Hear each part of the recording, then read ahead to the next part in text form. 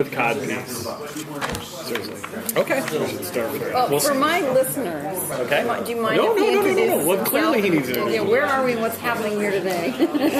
Here we go. Well, we're going to talk about some bad guys. Hi, my name is Scott Devine. I am the co-director and co-producer, along with J.M. Kenny, of Necessary Evil Supervillains of DC Comics, feature-length documentary celebrating all things evil.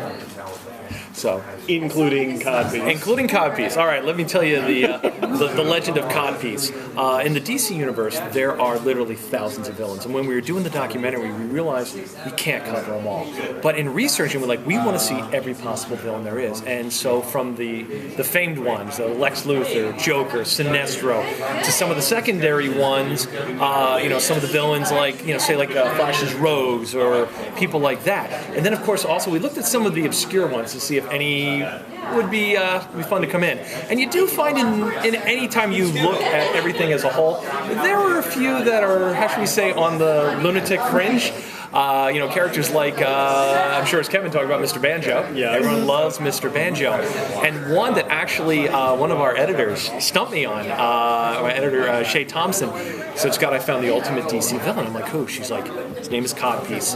And he actually is what you would think. He is a villain who is, how should we say, challenged in a certain way. And the way he commits crimes is he actually has a basically codpiece that he puts various weapons on and commits crimes. I believe he was a villain in a couple issues of Doom Patrol. So if you want to check an obscure villain, look for Codpiece. I have no other reaction. No, it was. I looked at him like, and there we have it.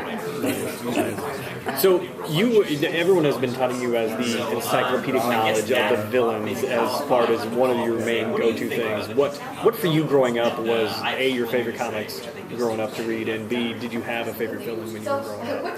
Absolutely. I mean, I've been reading comics ever since I was 5 years old. I mean, I remember getting 20 cents from my grandmother to go down to the corner store and go on the rack and see what was there, the latest issue of Batman or Superman or Aquaman or The Flash. All villains I loved as a child. I've always been a fan of the DC villains, and I can honestly say I haven't missed a week of collecting in over 25 years. My comic book collection is bordering on just incredible proportions. I actually had a separate storage unit just for my comic book collection.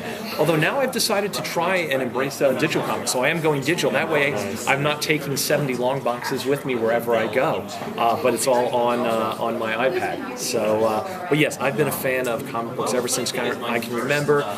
Loved the Joker as a child, Lex Luthor. These villains I've grown up with, and I've watched them change and grow, and they're such well-defined characters.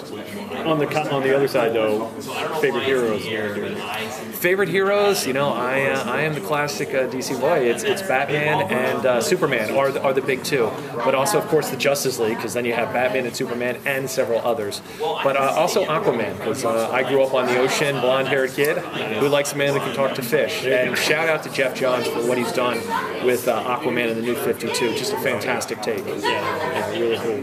So which heroes rogues gallery did you not know of previously and are pleasantly surprised by how good the villains are?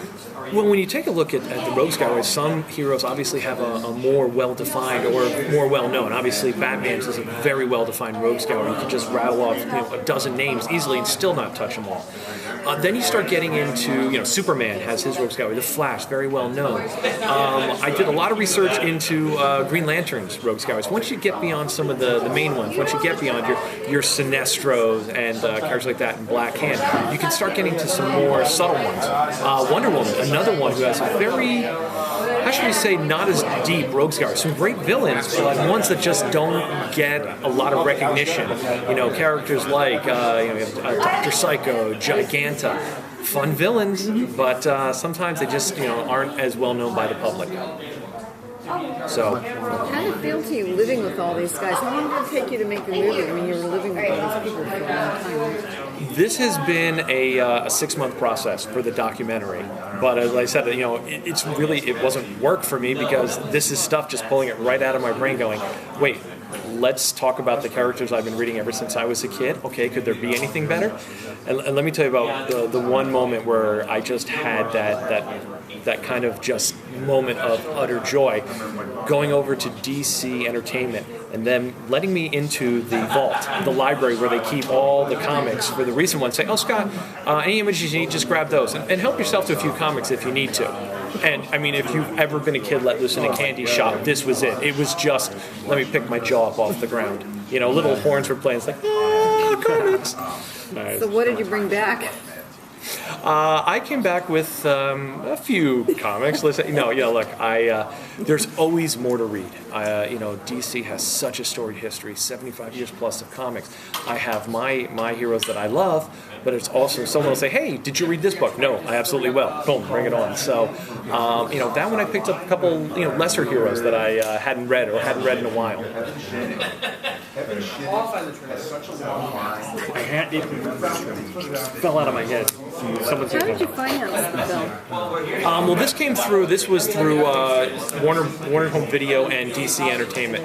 They were the people who came to us, so the financial backing, all that stuff came from them, and they've just been great the entire process. We've got several people we've worked with who are as passionate about the comics as we are, from people like Derek Madalena, and you got Paul Hemstreet and all that, and of course the people at DC Comics, have been just so supportive. People like Jeff Johns, Jim Lee, and the other people at DC Comics, people like Adam Schlag and all that, have just, put their heart and soul into the project with us and just supported us every step of the way.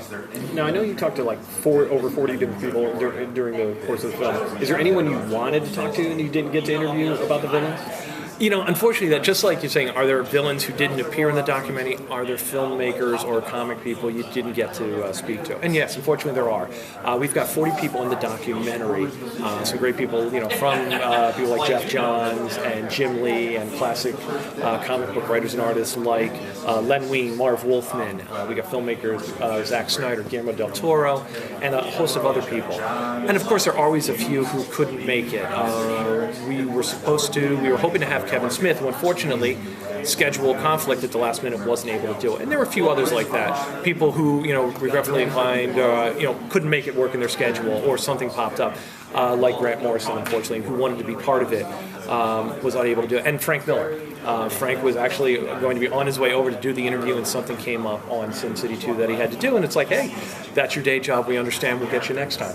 So, but all those people, supported the project and gave us their blessing and all that stuff. So, it's sad we couldn't have everyone in the documentary, but we've got a wonderful list of people who are in the documentary. Did anyone pop up that you were surprised by their level of nerdery and also enthusiasm about the project? Yes.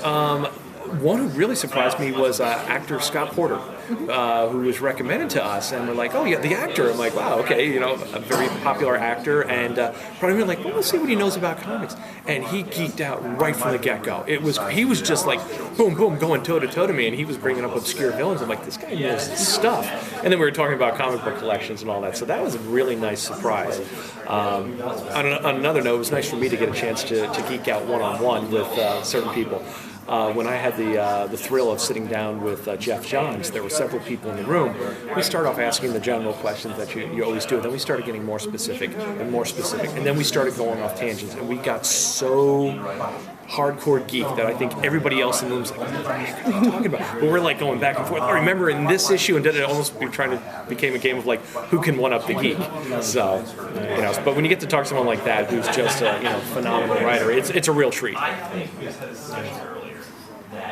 Just one thing about Comic-Con and how you feel about bringing the movie here specifically. Comic-Con, I've been coming every year since the late 90s. It is a weekend I look forward to every year.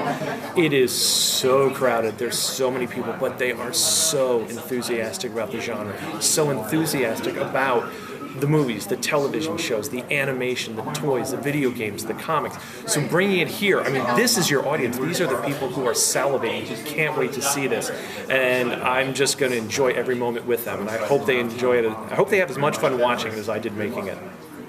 Congratulations. Thank you. Thank you very much. Anybody else? I think Awesome. We'll stop holding you. Cool. Thank you.